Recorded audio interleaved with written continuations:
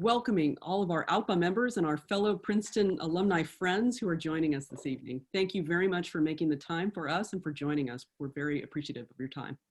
My name is Dr. Margaret Senna, and I'm a graduate alumna from the Princeton Great Class of 2017. I also have the privilege this year of working as the president of ALPA, and I will be moderating tonight's panel. Thank you very much for joining us again. We're very excited about this. I would also like to take this time to thank a few of our excellent board members without whom we could not have put this panel together. And my first note of thanks goes to our superstar board member, Ms. Juana Pacheco, great class of 90, who worked tirelessly to get our speakers lined up and even thought of the title of the debate. So thank you so much, Juana. And as I mentioned, for those of you who joined the event a little bit earlier, we are being completely controlled in a good way by our wonderful Zoom producers and wizards behind the scenes, are two of our excellent board members, Ruben Diaz from the excellent class of 1988, and of course, Jaime Martinez from the class of 1985. So thank you so much to Ruben and Jaime who have answered many, many questions and will be really kind of operating the everything behind the scenes tonight. So thank you both.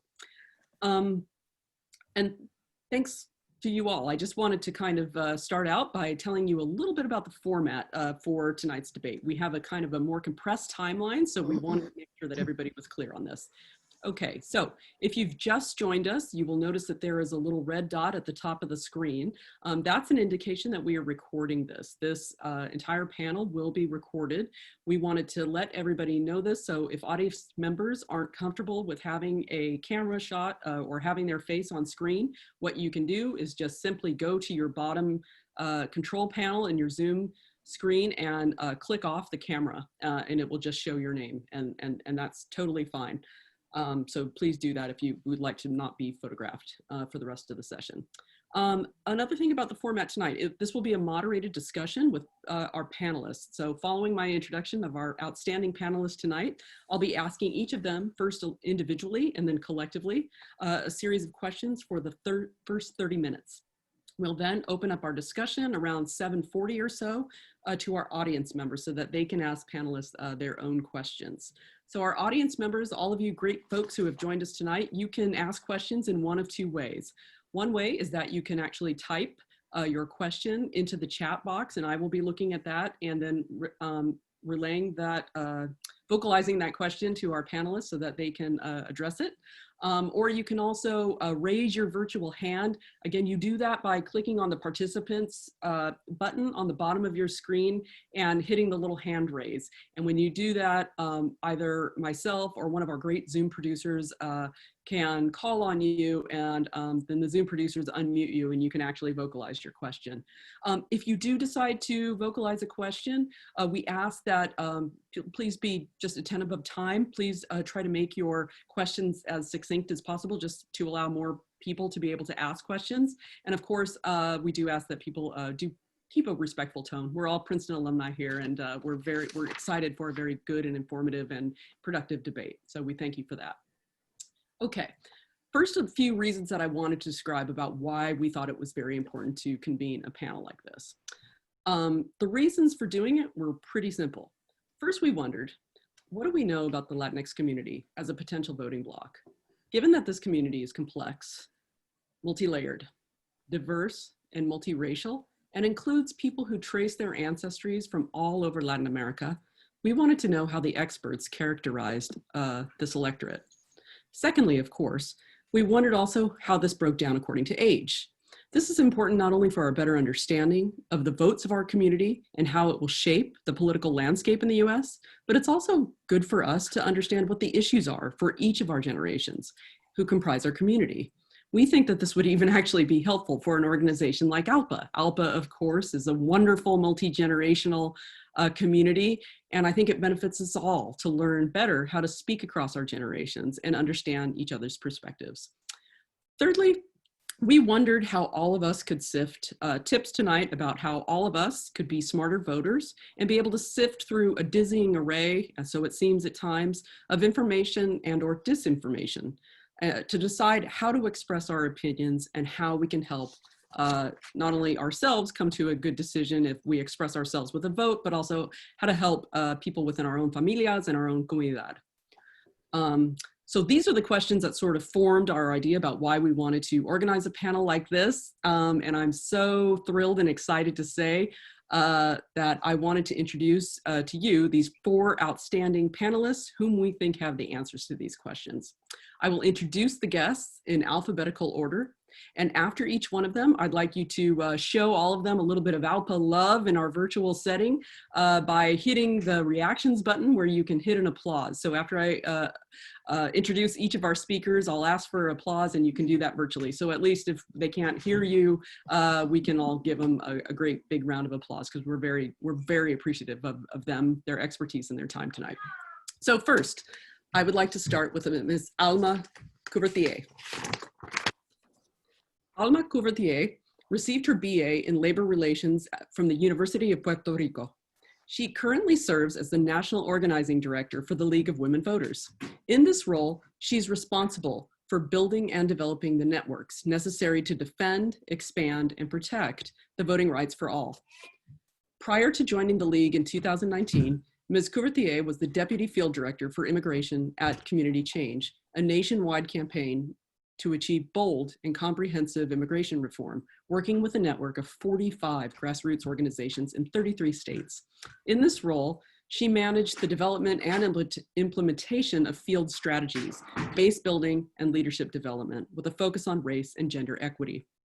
Earlier in her career, Ms. Couvertier served as the Organizing Director for Workforce Development and Education at CASA, an organization at the forefront of immigrant rights movement, representing 100,000 members. Whoops.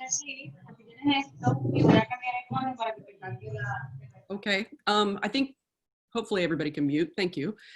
In that role, after she mobilized over 10,000 people to the White House on May Day 2017 to advocate for immigrant rights and workers' justice. Please, can we give a great big ALPA welcome to our panelist, Alma Couvertier.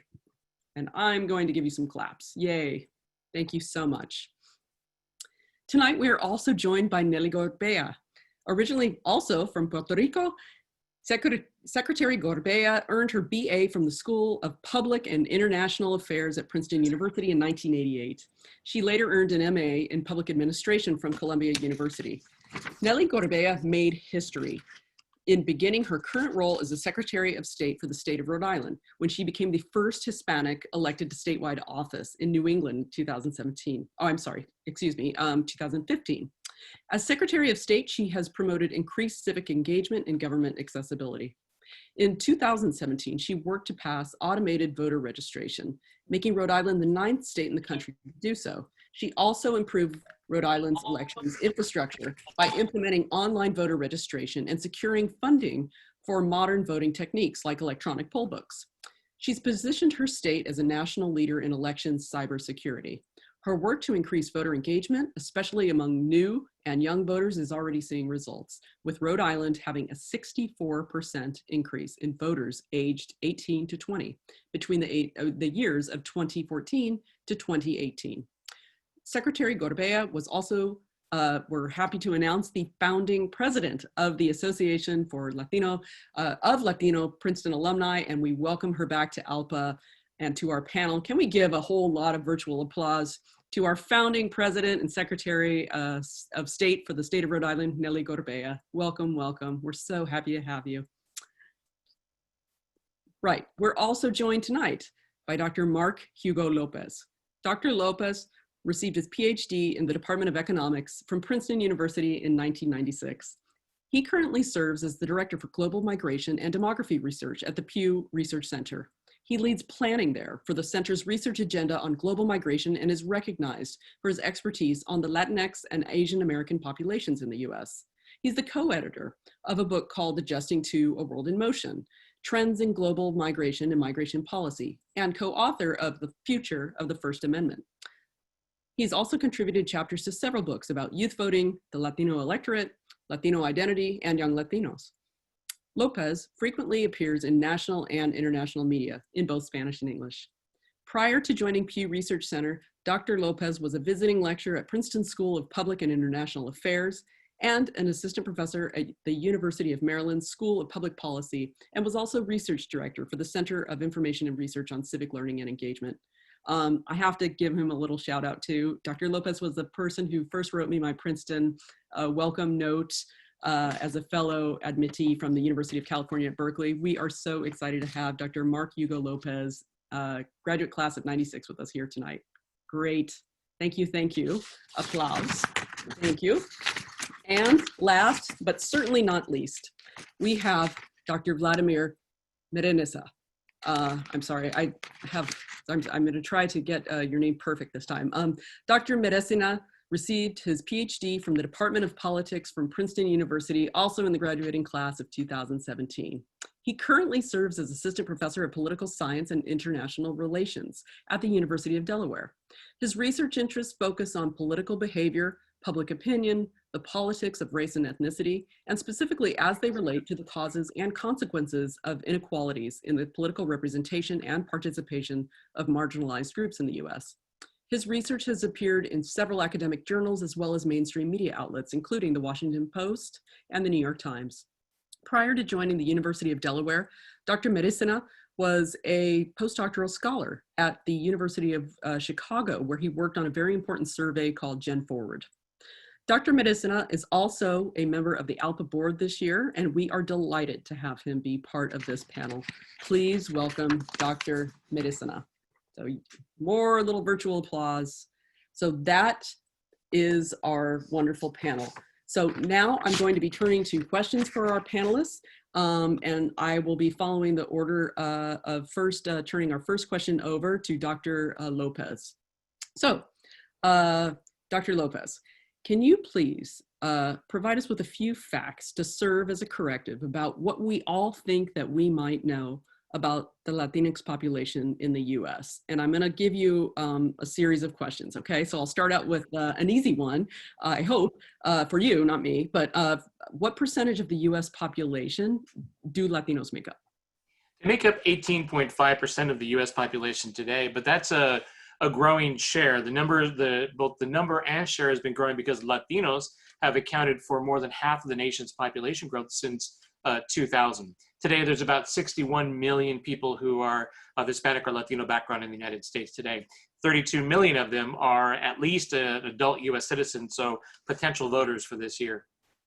Great, and out of that population, do you have a sense of what percentage of the population are immigrants to the US? And further from that group, do you have an idea about how this group is broken down into, say, for example, naturalized citizens, legal residents, or undocumented immigrants?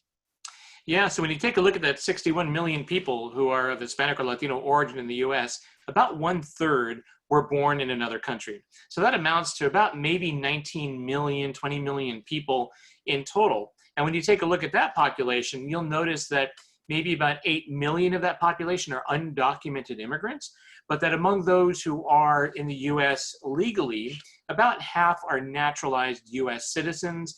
And I think one of the other interesting things here is that there's many people, many particularly Mexican immigrants, who are in the country and are the equivalent of a green card holder. They're lawful permanent residents, but they have been a lawful permanent resident for 20 years or more and still haven't naturalized to become a US citizen.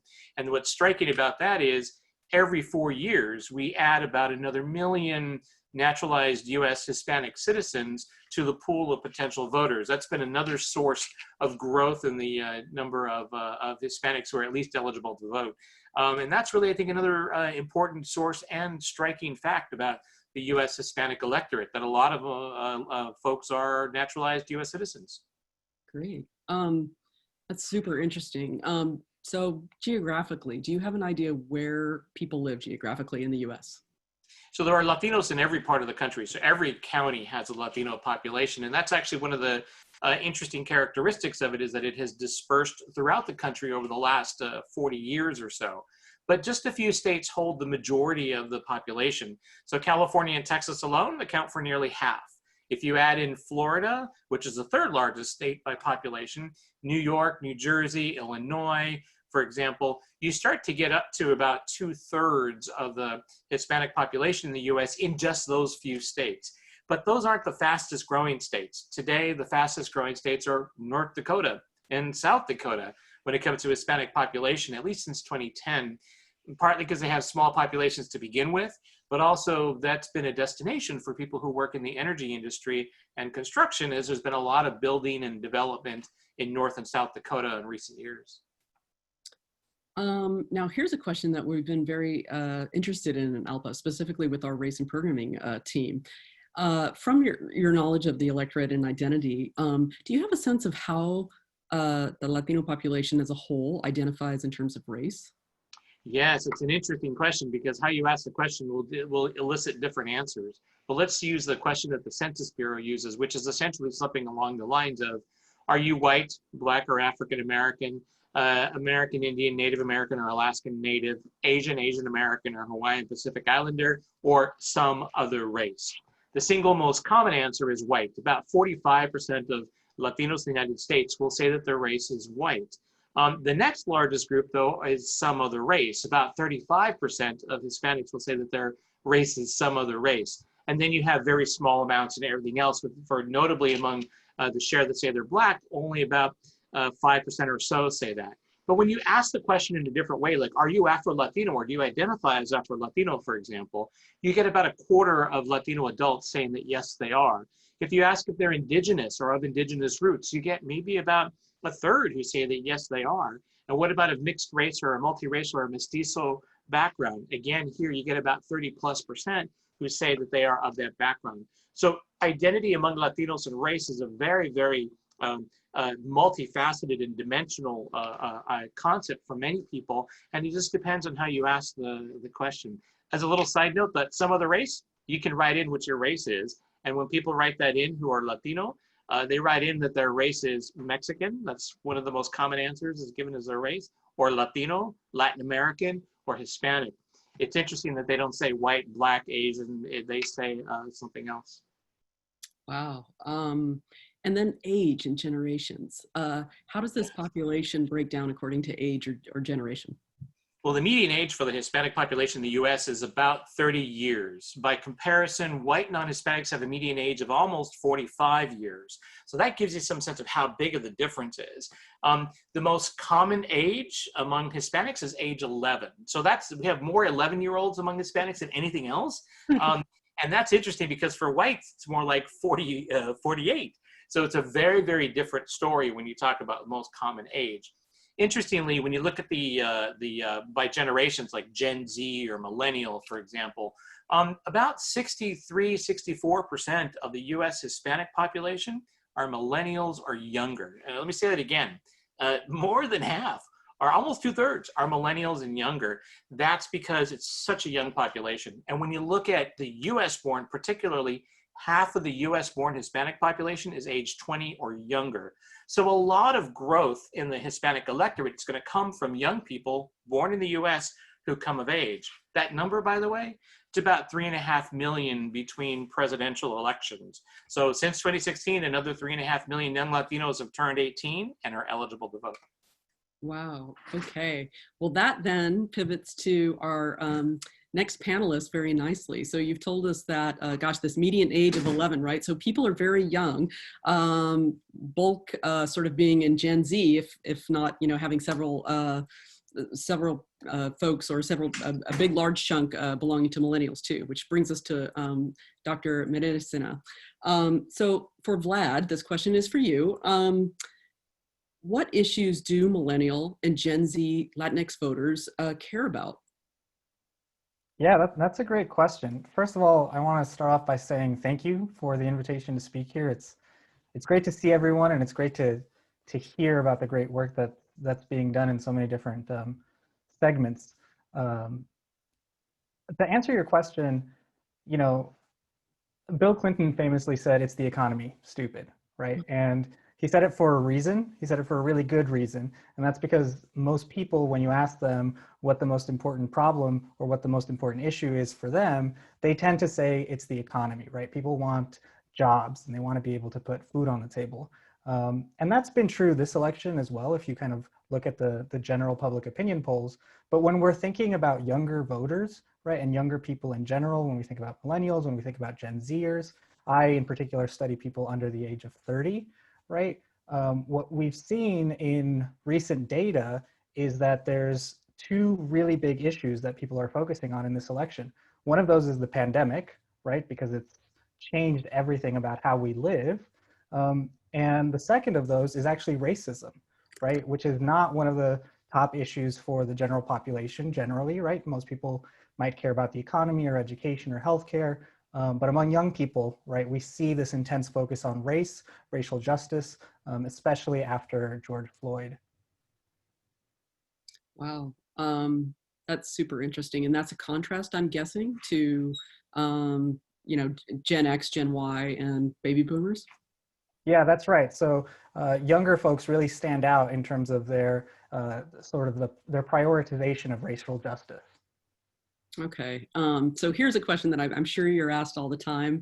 And, you know, I think most of our knowledge is sort of gained from just, you know, major media outlets on this. And I know you know this in such detail, but do younger voters, especially the voters that you look at, right, millennials and Gen Z, or those who are coming of age who are able to vote in Gen Z, do they actually turn out to vote? What are their participation rates? Yeah, actually, you know, the participation rates, if we're just looking at voter turnout, it's pretty low, right? And there's several reasons for that, and it contributes to this general sense that younger people are apathetic or disengaged from politics. And I want to sort of start off by saying that's not the case, right? Young people care about politics quite a bit, right? They're on the front lines of all sorts of social movements, all sorts of demonstrations, protests, and they're really leading the charge in non-electoral ways of participating, right? So if we focus on voting, which most people do, it's a pretty narrow slice of political participation. That being said, right, we have seen voter turnout among younger voters increase quite a bit in recent years. So if we think about the 2018 midterm elections, for example, right, voter turnout in 2018, according to the census and our data, was about 36, 37% among younger voters, right? People under the age of 30. And that's actually a huge increase when compared to 2014, when voter turnout among younger folks was about 20%, right? So we see an increase of about 16 percentage points from 2014 to 2018, which if we're thinking about 2020 and what that might look like, right, it might bode well in terms of increased voter turnout among young people in 2020, since we saw that in 2018, and young people really contributed to the sort of blue wave that we saw in Congress in the midterm elections. Just as a final question, do you have any kind of expectation?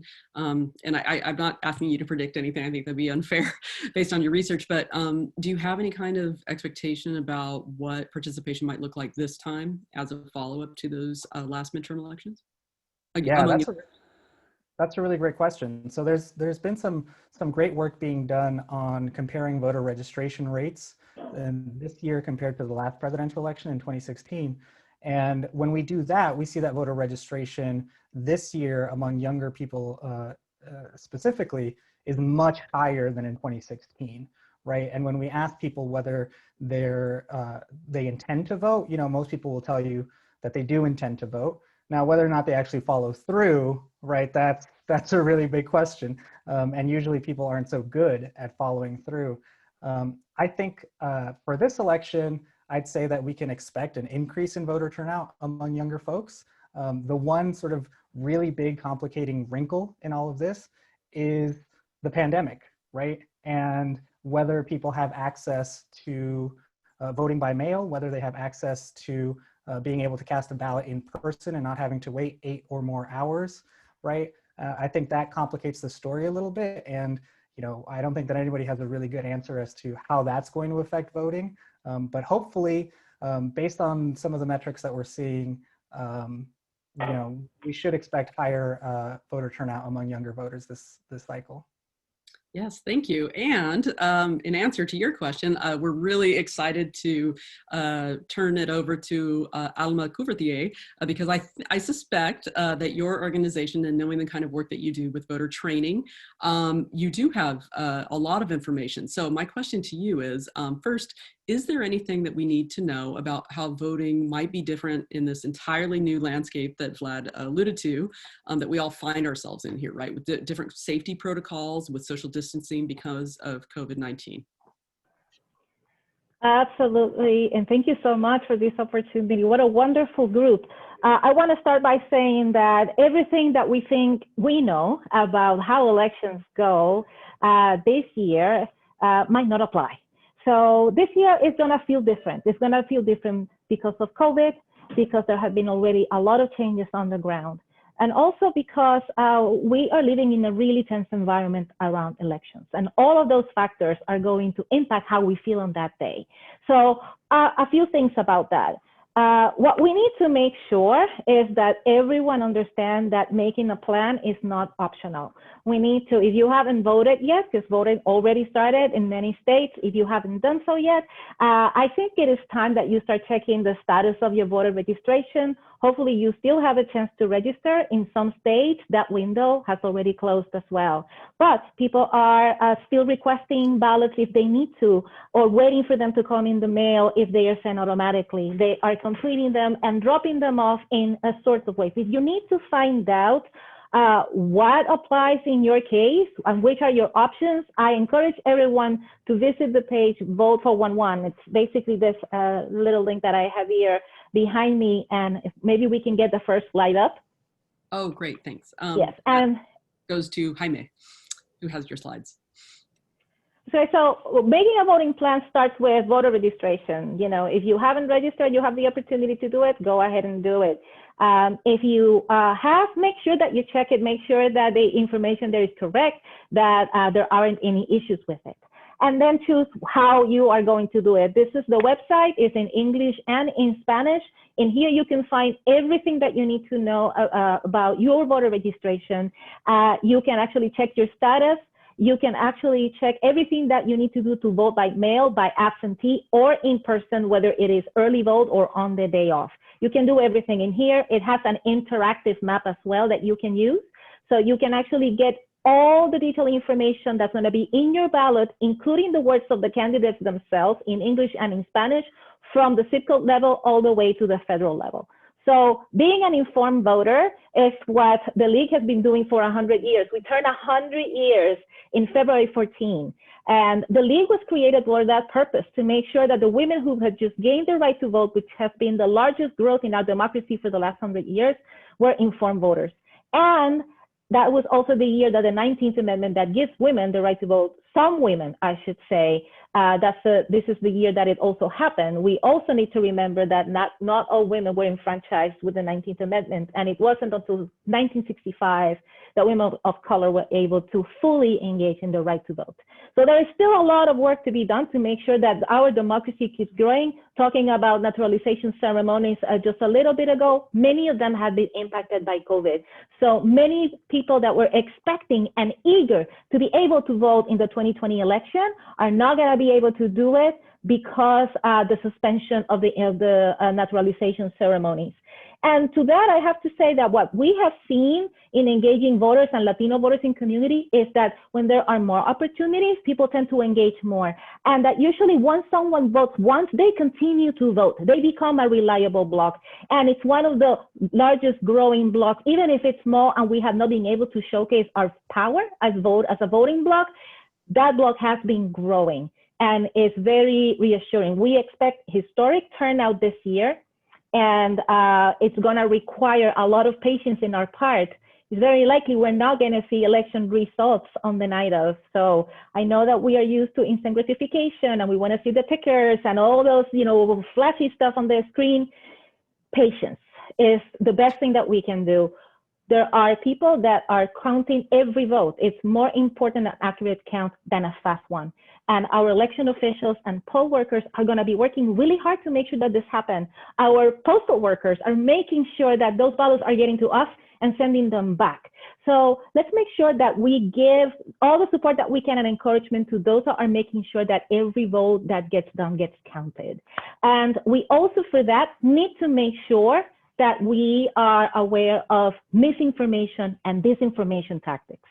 So if you can put the next slide, we're making a distinction about this. There's going to be a lot of things that we're going to see in the press, on TV, and on social media. We need to understand that within that, there is misinformation. Misinformation being making a mistake, inadvertently sharing false information without the intent of harm. We already have seen examples of this.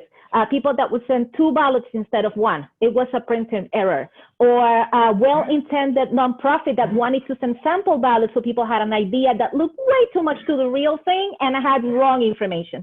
So those were all mistakes. There was no intent of harm. However, there's this other type of information that is disinformation, and that is creating and sharing false information with the intent of harm. And that intent is to make sure that people's vote doesn't get counted, or that they are basing their decisions on the wrong information. That could be anything from saying that polling places, locations have changed, or saying that people have more time where they don't, to other type of misinformation that have to do with policies or decisions that are being made. How do we deal with all of this? Let's go to the next slide. So basic things, and I know that we all do this, but it's good to remind ourselves, to remind others, always consider the source. And if you are online and you get your mouse over, I mean, does the URL changes? It doesn't have the same name. What about the about page? What is it saying about this source? Check the date. Sometimes when we're posting things that were 2016, that might look related to something that's happening right now. It can actually provide misinformation. Cross-check information. Who else is talking about this? Is there any other source that is reputable that is sharing this story? Do they have a different angle? And read past the headline. Sometimes those can be very misleading. And sometimes what you read on the headline doesn't match the content once you go into it. Those are sometimes what they're called clickbaits. So make sure that you are doing due diligence, especially if something is compelling and important to you and you want to share it with others. And question emotionally charged content. If it makes you angry, if it makes you upset, it's probably designed to do so. And you need to think about, why is that? Are you getting facts? Are you getting opinions? What is it that this is based on? Next slide.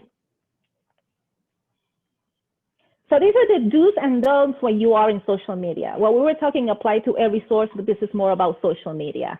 First, don't click or share something that is the wrong information. Even if you're trying to explain that it is the wrong information, what you're doing is help to spread it. And instead, share accurate information. Vote for 1-1, if there is a confusion about elections, it's a very good resource to share because it's in English and Spanish and it's very easy to use and it's complete. Don't engage publicly. If someone that you know is posting something that you know is not accurate, message them privately, explain what it is important, take it down. But if you click or you comment, you're actually drawing attention and traffic to that post that has the wrong information. And somebody might not read your comment saying this is false, but they might click and read it, and then they are getting the bad information themselves. Do report and block. So report inaccurate information to social media platforms or group administrators if this is part of a group, and election officials, and block users that you don't know who share misinformation or disinformation. The less openness that we give them in our own traffic and our own contacts, then the least likely that they are going to be able to reach them. So the most important thing is to remember this thing, share the good information, always share Vote for 1-1. Talk to your family and friends. Make sure that they're also taking care of making their voting plans, and go out and vote and stay safe. Excellent. Thank you so much. Thank you so much, Alma. And we will, again, because this is recorded, we'll have those slides available in the recording as well. So thank you. So my final set of questions is for Secretary Gorbea. Secretary, you work to ensure accessible and secure elections in your state. If we're encouraging more Latinos to go out and vote, how concerned should they be that their vote will be recorded properly and counted? Okay, well, first of all, thank you so much, Margaret, for organizing this and everybody else who's involved. It's really exciting to see Princeton doing these kinds of activities, Princeton Latino Tigers. And wow, the data from Mark and Vladimir was just really neat. And Alma, I love your slides. You could do those as Secretary of State, I'm just saying, because I'm like, oh wow, that's exactly what I talk about. So, you know, overall, I'm gonna say that Latinos should put down the fears, not listen to all the sort of the conspiracy theories, and just go out and vote. Now, does that mean that I believe that there is no voter suppression going on? Absolutely not. But we can't let those stories and those allegations to keep us to, I mean, there's a reason why those stories get promoted, and it's to basically convince people like us that your vote doesn't really matter. That whether or not you're going to take the time out to make a plan to vote shouldn't matter because it's all rigged anyway. So no. So overwhelmingly, I mean, it's one of those things when I get asked that question, I have this struggle because on the one hand, I'm like, absolutely, your vote is going to be counted. Except I know that there are places where it's going to be challenged, but that should not keep us from voting. So, and in Rhode Island, it will absolutely be counted. Great. There are general tips though that, I mean, I sometimes you read accounts of people forgetting to sign it, and I mean, there are things that you should keep in mind. I like to say, and it goes to something that Alma said, I mean, we could run perfect elections without people because the systems are all in place. Like I could run a perfect election without any people involved, but we have people involved. And so yes, people will forget to sign. So for example, in a state like Rhode Island, which tends to be more progressive, if somebody doesn't sign their ballot, but provides their, as an optional field we have in the oath envelope for mail ballots, their driver's license number or their last 4 digits of their social security number, it's likely that what'll happen is that ballot envelope will be held and people will try to contact the person. And, you know, it's 1 million people and 400, 500,000 voters. And so, yeah, actually somebody will try to get a hold of you to try to cure that. If your name is Sue, you signed your name Sue Garcia, but your name in the registry is Susan Garcia, and you included those other fields, the board is probably going to let your vote count. But that's in Rhode Island. And so the challenge that we have is that American democracy is like democracy on steroids. And so every single state has a different set of rules. Even across the border from me in Connecticut, the system is different than it is in Massachusetts.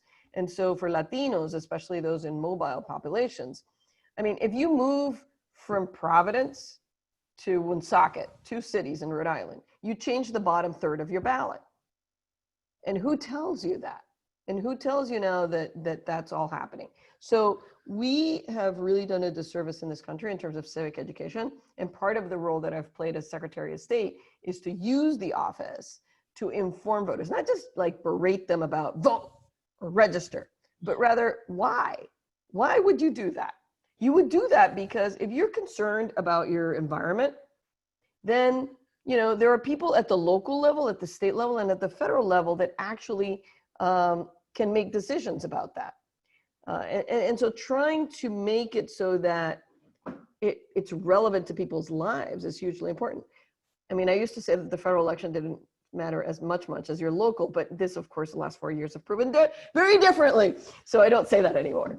But it's one of those things where we have to continually promote civic education among like all of our populations, and not just Latinos. I mean, I've met plenty of non-Latinos who are very much unaware of how much their vote matters across the spectrum. And you know, let's face it, the democracy that we live in was started out by, you know, who was it started by? It was started by white landowning men. Great system, in many ways very cool, but it's had to be amended over time. And we've done a lot of work in universal suffrage, or moving towards universal suffrage.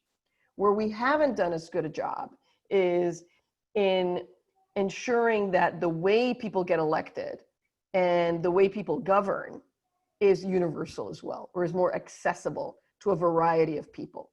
And that's because of its origins. So I think this election is one of those moments in our history where we're going to hopefully, and I'm an optimist, or I would not be an elected official. I'm an optimist, and I will say that this will be our Prop 187 moment for those of you from California, yes, where those were really dark times. And look at California now. I mean, the most diverse governing body of any state in the country, and with some fantastic progressive legislation. So I'm hoping that this is our Prop 187 moment federally. Great. Yeah, and there's also a great book on Prop 187 called Brown Tide Rising. I don't know if anybody knows that book, but that's a wonderful analysis of news reports from both sides and how they characterize Latinos. It's a very good book. Last question, you come to us with so much expertise in cybersecurity. Can you explain to our audience a little bit about the possibility of a cyber attack, and what are the theories about how this could happen, and what protections have you been working on to, mitigate this danger? So it's happening, and it has happened before, and it will continue to happen.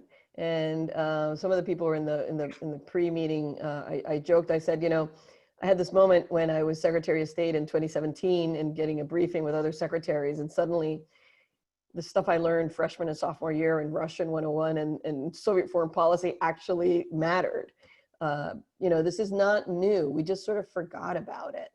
And technology has made it so that it's much easier for foreign actors in particular to get involved. There's domestic issues too, but the ones that we all really worry about are the foreign disinformation tactics, as well as the hacking of systems. I will tell you that, Republicans or Democrats, whoever's a Secretary of State, for the most part, we've been doing a lot of work on securing our systems against these dangers. We're way ahead of where we were in 2016, but there's no destination here. It's just, you have to continue to work on it. I will give a shout out to the cybersecurity, and this is going to be, sort of interesting for people. In the federal government, there's a new agency called the CISA, the Cybersecurity and Infrastructure Security Agency, and those people are amazing. They have done an amazing job under very difficult situation to inform, protect, provide resources in a nonpartisan way to help secure our democracy. And it's been a joy to be able to work with the federal government in that particular agency. So there's a lot of information that's been produced. Now, locally, what I tried to do was not just inform my own staff or test them with phishing emails that, sort of help test them so that they're on guard, because that's basically the easiest way somebody can hack in. But we also have done that with the local clerks, because you're only as strong as your weakest link. If the town clerk in Foster, Rhode Island, doesn't really understand why it's important to not keep their password to the central voter registration system on their, on a sticky note in their desk drawer, then we're going to get hacked. So that whole education, and that's a really important area for government overall in the US, how we upgrade the knowledge of cyber issues across the board in government in the US. Because, what you're seeing with ransomware and all these things are going to continue to happen as long as we don't educate our public sector employees as to the dangers that we're being faced with. So there's a lot more that has to be done. And then finally, the last thing is resilience. Resilience is built when you have alternatives. I don't talk about preventing the Russians from hacking the central voter registration system. I talk about when they do, we will have an alternative. And we have alternative plans and scenarios that we've tabletopped and practiced and thought about in preparation for something happening. So, and we've done that with other agencies, and that is not just happening in Rhode Island, it's happening in other states as well. So my final plug, while I still have the spotlight, is please, please, please, if you're willing and you're able and you're in good health, serve as a poll worker on November 3rd. Really give that some thought, because there is a huge need for poll workers. And there is no better way to really understand how elections run in your jurisdiction than to serve as a poll worker. Great, thank you so much, all of the panelists, for those just amazing answers. There was so much information there. We are almost at 7:43, so why don't we just open it up now to questions and answers? I'd love for our audience members to get the chance to ask all of you questions. So if, again, the two different forms here, if you can't find the hand raise function for some reason, you can just type it in the chat box, and we can do that. And I think that our producers have allowed people to unmute themselves, so you can ask a question that way too. Does anybody want to start us off? Do I see a hand raise? And you can also raise it. I have a gallery view now, so I can see. Okay, I see a question from Alicia Minana. Hello, hola, everybody. Thank you so much for the briefing. And, you know, Nelly, of course, I've been following your rise and hoping that that in your governor race in 2022, you know, we can say that you are the first Puerto Rican governor in the mainland. So looking forward to that. Okay, so my question is that I hear a lot that it would be better if people go to the ballot box and vote there as opposed to voting by mail. I'm sure everybody has heard about that. So I have received my ballot. I always, you know, mail it in. But this time I'm thinking, wow, I really want to send a message out there. Is it better to go to the polling place and deposit my ballot there? Is it going to be counted immediately? You know, what's going on? I mean, there's a lot of disinformation about that. So please, if somebody can help me out with that.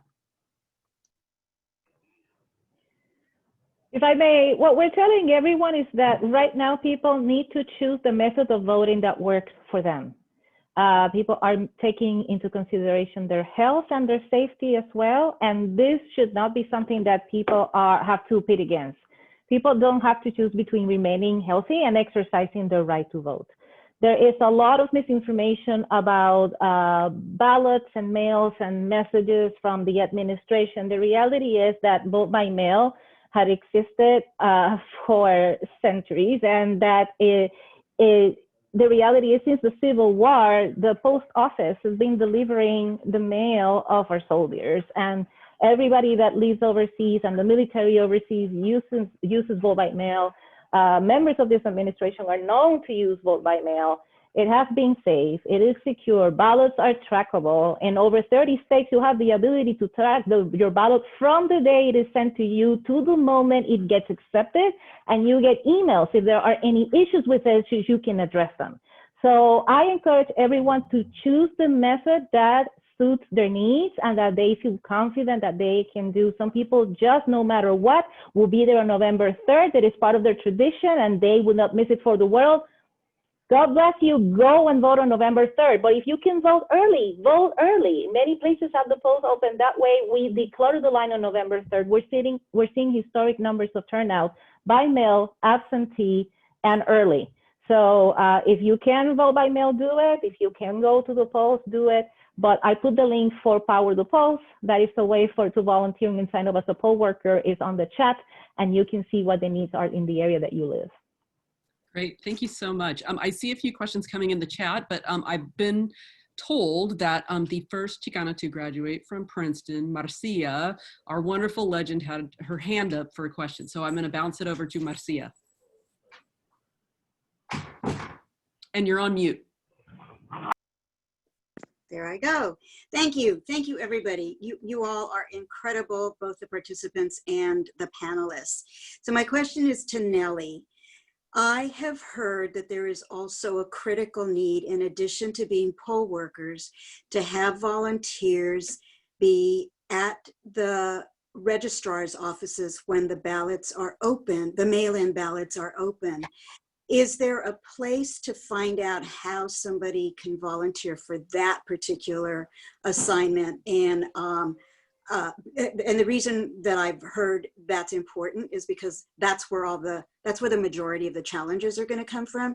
And so it's not that the folks at the registrar's office are maliciously making mistakes about what ballots could be counted or not, but it's fatigue. They're working 10, 12 hours, 5-6 days a week, or 5-6 days straight. And sometimes the ballots, when they're open, they just go into the wrong box. They go into the disqualified box inadvertently. I mean, even just leaning over and dropping the ballot into the wrong box versus, like, let's say, follow up for verification of signature, or counted. So I've heard that there's like 3 different piles that a ballot can go into once it's opened as a mail-in. So if it's not Nellie, if anybody else has that experience. So thanks. It's hi, Marcia. It's so great to see you. And Alicia, thanks for the vote of confidence. I agree actually with what Alma was saying. I mean, really, there's a lot of negativity that's been thrown to mail ballots that's really unjustified. I actually called my own, first of all, anybody who's running elections usually has probably had a relationship with their postal service throughout the entire series of decades that we've been doing this. So overall, I would say just as long as you mail it back early, you're fine. If it really gives you peace of mind to take it into a Dropbox, then do that. It's okay. It's whatever you as a voter feel comfortable doing and doesn't compromise your health. But going back to Marcia's question, every jurisdiction has different rules about what happens when those ballots are received and opened. In Rhode Island, it's a public meeting at the State Board of Elections, and you can go and you can sit there and watch and for the most part, there's probably rules about how you can or can't interfere. My sense is that if you speak to a group like Common Cause or ACLU in your jurisdiction, they can best advise you as to what are those places where they need citizen audiences or watchers of sorts. I hate to use watchers because that's been now hijacked in the last round of crazy media. But you can, if those organizations are the ones that I would go to find out. But Alma is incredibly informed, and so I would like to see if she has anything to add to that response. It's exactly right. It varies from state to state, and even the terminology in some places are watchers and in others are observers, and sometimes they have the same responsibilities and sometimes they are different. So so I would say you can also go to Vote for One. It will connect you with a page of your election page in your state where you can get that information directly from them.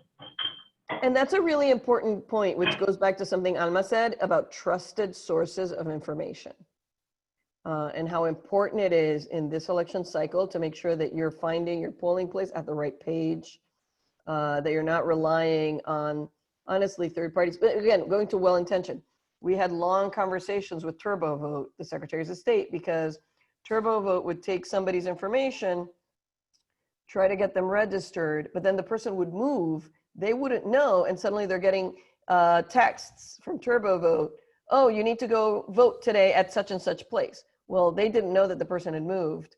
And so, we've worked out the kinks on that, but there's a lot of very well-intentioned third-party groups. I want to say the League has done an amazing job, and full disclosure, I'm a Democrat. I think the Democratic Party's I Will Vote is also a fantastically well-researched site, but you have to know where you're going on the web. You can't just go like, oh yeah, let me click on this ad that just popped up and see, what's going on. And I would be very careful about who you're giving your personal information to. Thank you. The next question is actually, I think, pretty much addressed to Vlad. So Vlad, if the questioner says, if I understood your comments correctly, it sounds like younger Latinx voters are more active than older ones. Is this primarily because of immigration status? That's a great question. There's a couple of ways to think about this. One is actually, if we think back to Prop 187, right? I know that came up earlier in the conversation, but if one of the lessons that we took from Prop 187 was actually that the hostile environment created by Pete Wilson and his supporters in California in the mid-90s actually spurred a response by immigrants who became naturalized citizens, right? So there we saw a really big response among immigrants who become naturalized and then become engaged with the political system and participate, right? So that's one way to think about it, that, you know, immigrant status can actually motivate people to become more engaged.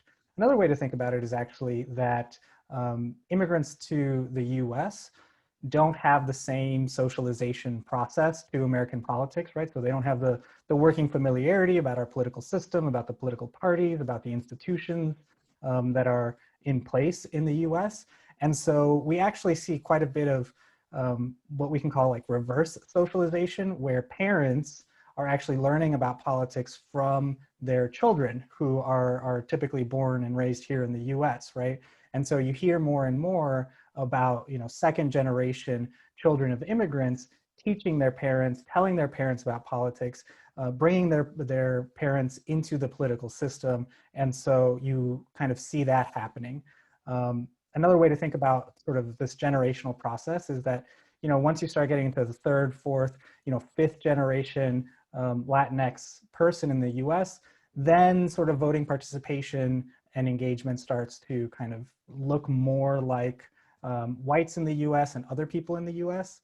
And I know that's kind of a complicated answer, but it isn't a simple story, right? When we think about Latinx politics, right, it's never a simple story. And that's one of the things that often gets overlooked in the media, right? When we talk about things like the sleeping giant, right? When we talk about things like, you know, brown tide rising, it really flattens a lot of the diversity and the heterogeneity in what we know of Latinx politics. And so, you know, it's kind of a long-winded answer, but hopefully that answers it. Thank you so much, Vlad. That was an excellent answer. Great. I just want to add a minute to Vladimir's answer about, you know, I have seen a change, and again, my viewpoint is from the Democratic perspective. So, you know, if somebody who's Republican wants to add to it, it's fine. I know it's a non-partisan conversation, but I have been heartened by what I'm starting to see in terms of some greater level of differentiation in approaches to the Latino community, albeit perhaps later than some of us would have wanted, but at least a recognition that you can't reach out to Colombianos like you're reaching out to the Boricuas, to the Mexican Americans, and, you know, recent immigrants versus people who've been here, Hispanos in New Mexico, right, who have been here 6 generations. So I do believe that we're starting to see some of that creeping into the national. Chuck Rocha, who is a political consultant, has just written a book on his experience as one of the top level people in Bernie Sanders' campaign, which was remarkably able to really connect with Latinx voters. And so again, I mean, those are really welcoming changes. And I want to share those because a lot of times what we hear is very depressing. And I do think that we need to also comment and celebrate and note places where the difference is being made in the positive as well.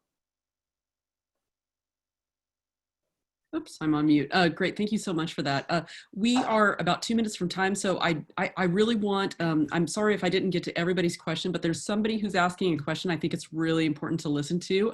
So we have a high school student who's joining us who is a relative of one of our alumni, Nicholas Burgos, and we have to, after all of this talk about Gen Z and how important that generation is, please, can our Gen Z questioner ask his question? Thank you, Nicholas. Hi, thank you very much. Yeah, I'm a high school senior this year, and I'm applying for the fall 2021 semester. And my question was kind of aimed to Vladimir specifically. I was wondering what you thought of young people's opinions that are voting this year, because I feel like many young voters, especially, I missed the cutoff, unfortunately, my birthday's in January, but I think that many young voters this year are voting just because of popularity of one candidate or another, and not really focused specifically on what their standings are, what their economic beliefs are. So I was just wondering what your opinion of this was, and if you agree that many young candidates today are voting for a certain candidate for the wrong reason. That's a really great question. And as somebody with a January birthday, I know the struggle. You're not alone. I want to start off by saying, you know, what we know about voters in general in the US, right? They're older, they're more affluent, they have more formal education, right? And they're whiter, right? nowhere there does it say that they're more knowledgeable, right? I mean, you know, maybe they are, but they're not really thinking about, you know, the candidate's issue positions on every single thing, right? And I think that that's a really sort of important misconception to sort of think about, right? If you're thinking about researching a candidate, you know, extensively and comparing that candidate to the rest of the candidates that are running, you know, that's great. I encourage you to do it. It's really hard because a lot of times there's really bad information out there, and it's really hard to sort of find that information. But that's a standard that, you know, older voters aren't necessarily doing. You know, all of the older folks in the Florida retirement communities aren't necessarily putting in all that time either. So, you know, I don't think that there's one right answer here where it's like, you really got to know all of the economic policies, especially because more and more these days, people are being motivated by what's called negative partisanship, right? So if we think about why people are going out to vote for Joe Biden, right? Yeah, some people might really like Joe Biden and Joe Biden's policies. Other people are just motivated by the fact that they don't like Donald Trump and they don't want Donald Trump to win, right? Still, other people who don't like, you know, Biden, they are making the decision between, you know, voting for Biden or staying home. But all that is to say that, you know, I don't necessarily think that there are, you know, wrong reasons if you don't feel like you have researched a candidate enough. I think that as long as you put in a good faith effort and you understand the reasons for your voting, the important thing is that you go out and vote and you make sure to have your voice heard. I just want to add, I added a tool that you can use on the chat. It says, right question, resources, why vote? It's a tool about how to talk about voting without telling people you have to go to vote. It's not about, you know, lecturing. It's about how do you have a conversation about the things that we care about, that keep us up at night, the things that we would like to see, and how that links to voting. And it has a tool that is for general use and one that is designed as a script that young people can use. So it is used with high school students and others. I encourage you to take a look because I think what you're talking about is it's really about the type of conversations that we're having, right? And if we focus on the candidate and not on the issues, then we end up making those decisions that may not be done with the best information at heart. So this tool can help you get there and kind of like organize your thinking to have the best effective conversations. Great, thank you so much. That's so funny, sorry, because Alma, we did a similar kind of approach. We actually, I basically brought in young people because I would not know anymore how to really approach this topic. And we had them create a website called RI Votes. Yes. And a series of very sort of interesting, you know, why would you not? And little clips and videos done by younger voters trying to convince each other as to why you would vote. And then we have an Instagram account called RI Votes that has some of the funniest election-related nonpartisan memes ever. So RI Votes, my favorite one is the Baby Yoda one, but anyway.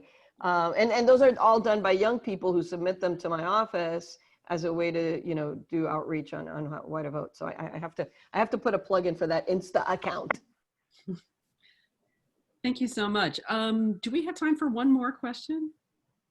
I think we do. Okay, sorry, we're a little bit over, but I did want to give one question to Mark. And somebody asked early on in the chat box if Mark saw a trend along the way, along racial identity and how voters, what kinds of issues voters were interested in among the Latino electorate. Yeah, so among the Latino electorate, certainly as Vlad had pointed out, the issue of racial and ethnic inequality has risen as an issue. In December, it was sort of an issue because since Donald Trump's become president, we find many Latinos have become concerned about their place in the country, for example, or are worried about the future for their children. But in December, it was already rising as an issue, but now it is one of the top 4 issues for Latino voters that will determine their vote for this year after the economy, healthcare, and the COVID-19 crisis. Great, thank you so much. I feel like I've just learned so much from every single one of you panelists. I do want to be respectful of time. I know people have very busy lives and we want to respect that. So can I just give, and we can do applause in any which way, we can all unmute ourselves. Can we all give our panelists a great big, you know, bit of ALPA love and applause for all of their knowledge and expertise and time that they shared with us tonight. We're so grateful. Thank you, Nelly. Thank you, Alma. Thank you, Vlad. Thank you, Mark. Great job. Much. This concludes our part of the, oh, I'm disabled from sharing my screen. I'm sorry. I was going to tell everybody thank you, but I can just tell you that too. A couple news and notes from ALPA. We look out for our October newsletter. That is the best way to stay informed about all of our upcoming events. If you are not receiving those posts and newsletters for some reason, maybe your email account has changed, you can always go to our link on our Facebook page. We have an ALPA Facebook page, and we can also try to do a general send out for those too. I can, maybe one of us can put it in the chat. It's basically a Google form. ALPA changed in the past few years of not collecting dues, so there's nothing to pay. You're just an automatic member of ALPA when you sign up. We think it's really equitable. And again, so many thanks to our panelists. It's been such a wonderful process to get to know you and learn more about your expertise. We look forward to having all of you back again. I will say stay tuned because we have a couple things coming up. We are going to have a sort of a holiday party, a big virtual Zoom room for everybody in ALPA who wants to join, and that will be either sometime in late November or early December. And as Jenny Korn, our wonderful member, posted in the chat box, we have a number of great diversity discussions, Princeton diversity discussions. They used to be in person in different localities, and now they're everywhere. And now people can actually join the different discussions in different regions, in our different ALPA regions across the country. So that's really exciting too. I also urge you, we'll post this on our ALPA Facebook page. ABPA is having a fantastic civic engagement event this Saturday. I'm super excited. I'm registered myself, and I really hope people can join that too.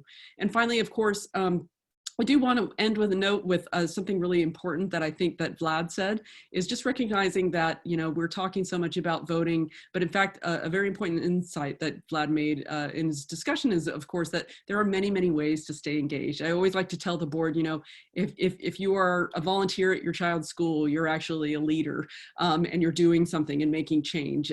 So that's really important. We're all here to do it in whatever way we can. And I do want to recognize all the great work that has been done by people who are ineligible to vote. And that was really the youth movement that was started by Dreamers. I don't think most of us would have had those issues on our radar, except for these young people who, had no political franchise in this country and yet gathered together and created a movement among themselves. So that was really exciting.